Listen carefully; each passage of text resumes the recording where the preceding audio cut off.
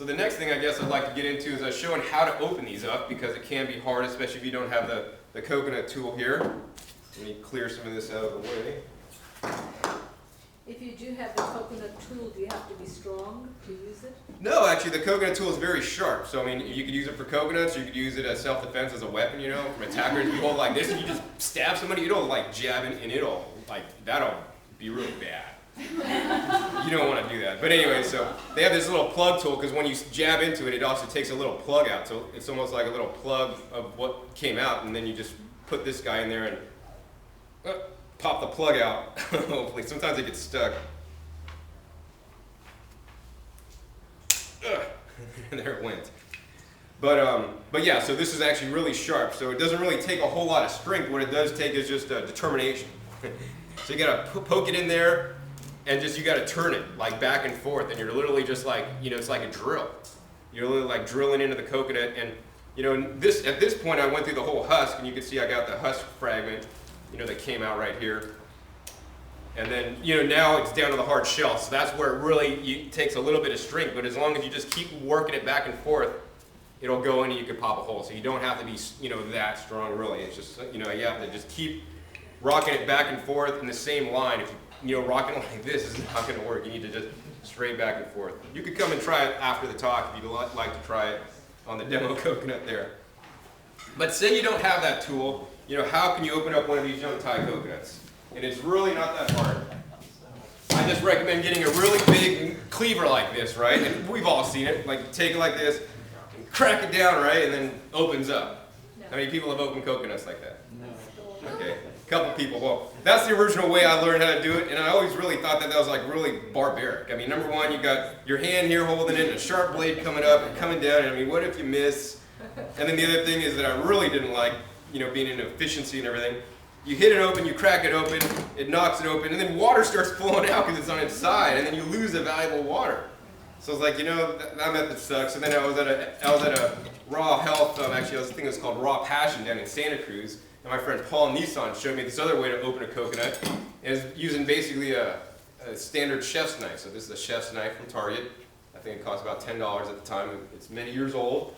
And when you're getting a chef's knife to open coconuts, it's really important to look at a couple things. You want to get one that has a full tang, so the metal all the way down.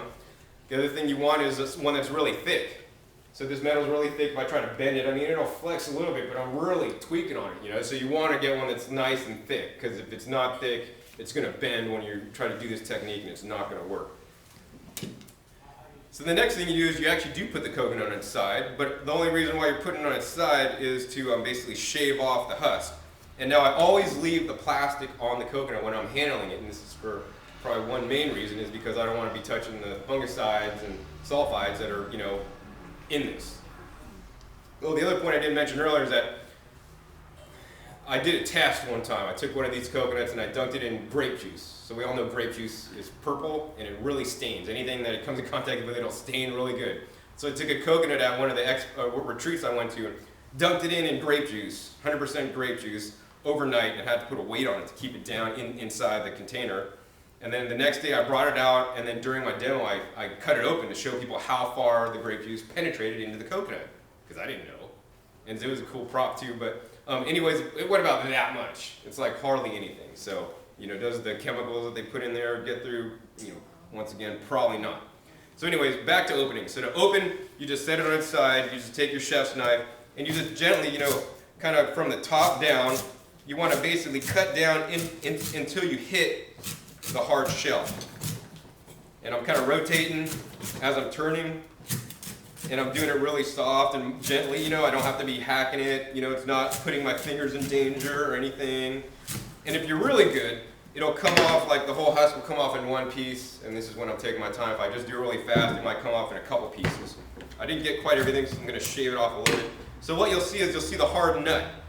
And what you're looking at, on like say if we're looking at one of these nuts, you're looking at the bottom. So these coconuts are oriented like this. The eyes are actually in the bottom of the coconut here, and the you know, the top is at the top. And you'll see there's a couple ridges on here. So just like on this coconut, there's like 3 ridges, 1, 2, and 3. There's the same 3 ridges on the young coconut, 1, 2, and 3. So what I'd like to do is take the tip of my knife and come down maybe about, I don't know, 3/4 of an inch. But where there's the longest section, it's like almost the half of the nut is has no other ridge in it. The other one, it's basically right across from where the ridge is.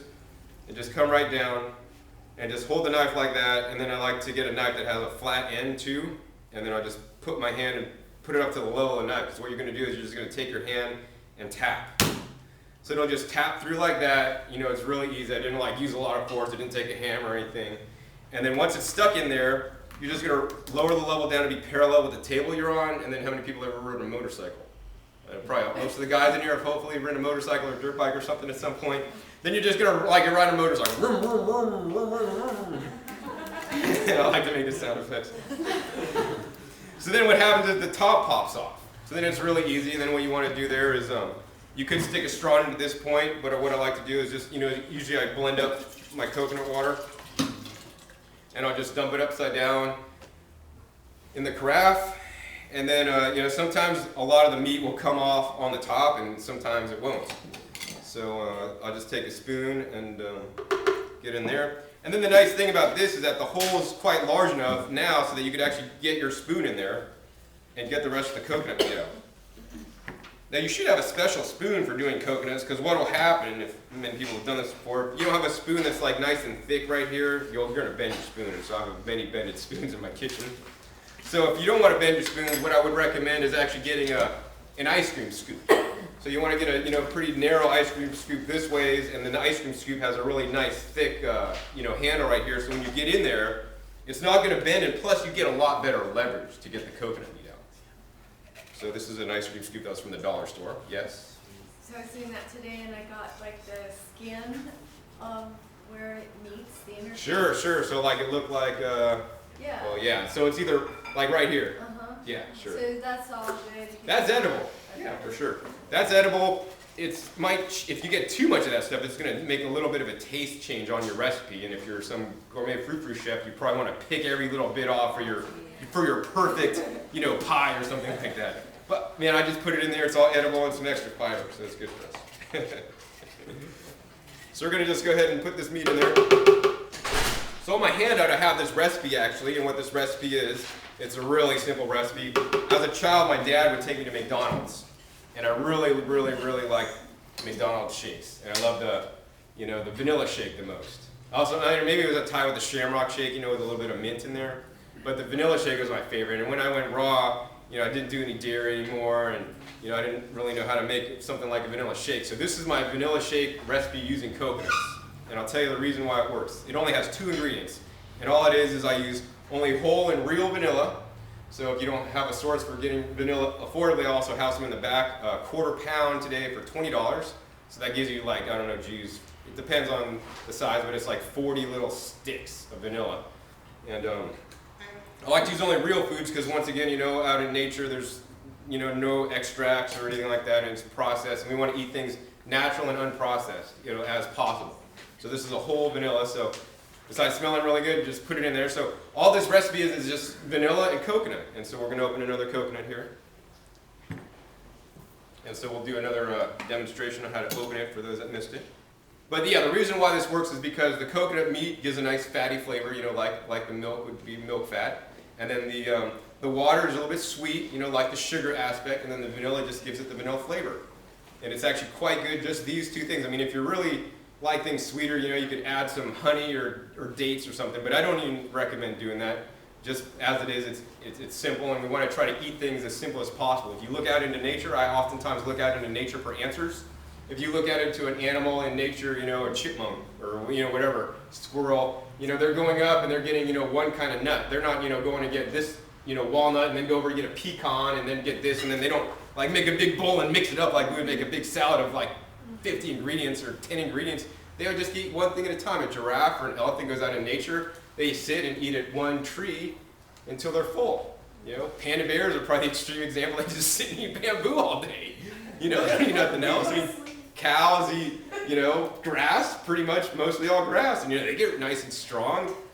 So I want to try to let people know that we could eat more simply than we have, and it'll actually be better for our digestive system, because our digestive system gets confused when it sees all these foods coming in.